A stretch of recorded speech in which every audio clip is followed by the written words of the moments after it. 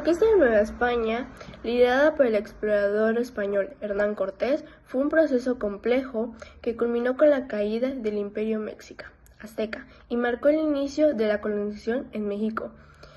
Aquí podemos entender que la exploración y expansión de los españoles tras el descubrimiento de América por Cristóbal Colón en 1492, España comenzó a explorar el continente en busca de riquezas y territorios. La corona apoyó estas expediciones para expandir su poder e influir sobre las culturas indígenas. Hernán Cortés en 1919 zarpó desde Cuba hacia el continente con un grupo de soldados, aunque su misión inicial era de exploración. Cortés decidió actuar independientemente para conquistar el poderoso Imperio Mexicano. Primeros contactos y las alianzas que hizo Hernán Cortés. Cuando llegó a la costa de lo que hoy es México y fundó la ciudad de Veracruz, desvinculándose de la autoridad de Cuba, allí concretó con pueblos indígenas sometidos por los mexicas, quienes veían en los españoles una oportunidad para liberarse de la dominación mexicana. Melitzin o Melinche, Cortés conoció a una mujer indígena llamada Melintzin, quien se convirtió en su intérprete y mediadora. Su ayuda fue crucial para comunicarse y negociar con los pueblos indígenas. Los enfrentamientos de los españoles con algunos pueblos mesoamericanos. La batalla de Centla fue uno de los enfrentamientos que fue ocurrido el 4 de marzo de 1519, en el cual los indígenas mayas chontales, dirigidos por su cacique Tascop, se enfrentaron con los españoles comandados por Hernán Cortés. El 7 de julio de 1520 se libró la famosa batalla de Otumba, en un llano cercano a esa población del noreste de Valle de México. En este enfrentamiento los españoles se proclamaron victoriosos y detuvieron los ataques mexicas que amenazaban con destruirlos. Ahorita les hablaré sobre la instalación del poder español. Para empezar, el poder español fue un conjunto de territorios, gobernados por las dinastías reinantes, y gobiernos de España desde el siglo XV al siglo XX. La colonización se caracterizó por una denominación política absolutista, la creación de un sistema jerárquico de autoridades coloniales, el apoyo de la Iglesia Católica, el orden social colonial de castas y una organización económica. Hablaré sobre el Virreinato de la Nueva España. Este fue un orden establecido por España en América entre 1535 y 1821. Este abarcó territorios que hoy son México, como El Salvador, Guatemala, Honduras, Belice y etc. Durante este periodo se estableció un orden social jerárquico donde en la cima estaban los españoles y los criollos, y en los niveles más bajos estaban los indígenas y los esclavos afroamericanos.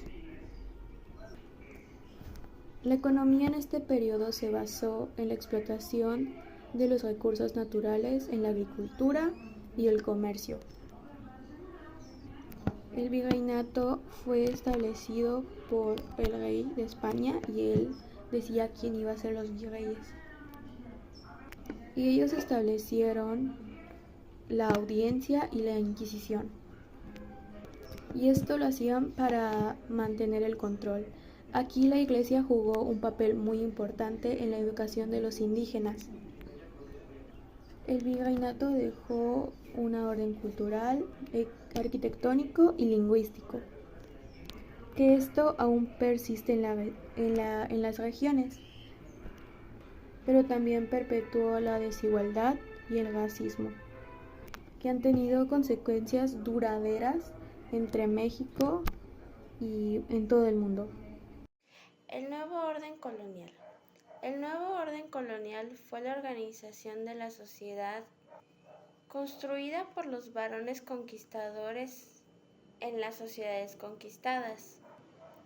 Este proceso de colonización se construye bajo relaciones de poder económicas, sociales, culturales y políticas denominación basadas en la clasificación racial.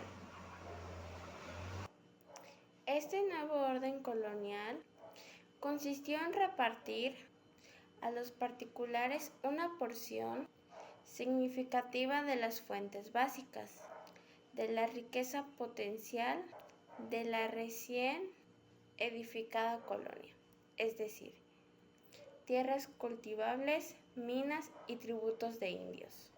Sin embargo, este nuevo orden colonial fue la base del Estado-nación, el cual se refleja en el orden comunitario a través del racismo, el sexismo, la blancura y la servidumbre, entre otros. La situación de los indígenas y los negros durante el periodo colonial de la Nueva España, racismo y discriminación. Desde la llegada de los pueblos españoles, los pueblos indígenas fueron vistos como inferiores y se les sometió a un sistema de explotación y control. Aunque formalmente la corona española reconocía ciertos derechos a los indígenas, como la protección de sus tierras y el derecho a un trato justo. En la práctica, estos derechos eran frecuentemente ignorados.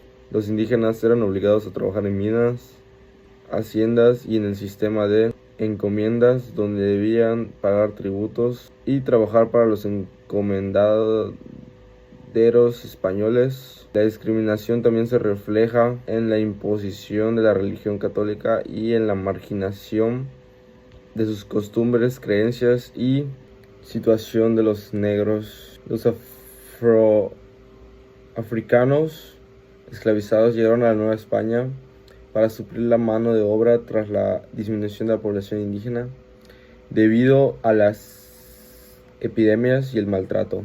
Eran traídos a la fuerza, vendidos y destinados a trabajos duros en las minas, plantaciones de caña, de azúcar y en tareas domésticas. A diferencia de los indígenas, los africanos y sus descendientes no tenían derechos reconocidos. Formalmente, su estatus de esclavitud los colocaba en lo más bajo en la jerarquía social y vivían bajo estrictas restricciones legales y sociales, siendo sometidos a maltratos y castigos extremos, racismo y jerarquías sociales.